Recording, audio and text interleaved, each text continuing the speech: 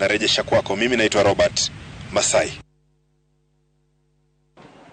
Good evening. Well, I've been traversing various parts of the vast Kisii region to speak to parents and students, basically on the university model.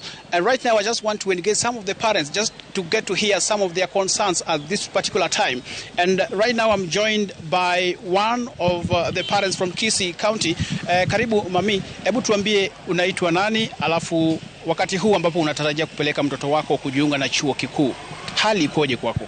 Changamoto ambazo tunazopitia kama wazazi, barua zimetoka kama zimechelewa, tumepewa muda mchache wa kujiandaa kwa kwenda ili tupate school fees ya kupeleka watoto. Accommodation enyewe ni 36,500 per semester, alafu school fees per year ni 400,000. Serikali iangalie ipatie watoto kitambulisho kama hajafika university, ndio at least hiyo pesa wasaidie, kwa sababu sasa maisha imekuwa ngumu.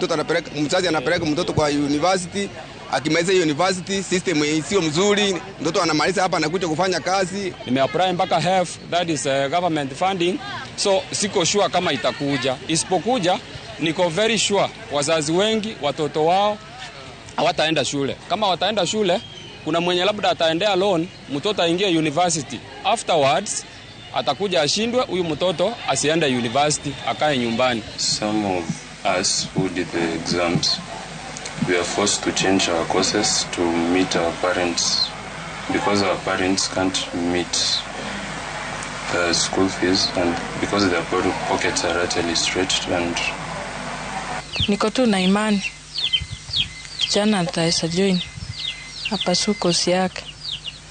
Maybe kama kuna waelimisha mahali ama hii WhatsApp group, marafiki na relatives, I hope kijana atajiunga.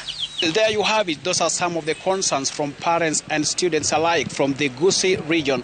They are currently pensively waiting to hear from the government officials on how they will wade through the situation amid biting economic times. From Kisii region, back to you in studio. My name is Crispin Otieno. You know,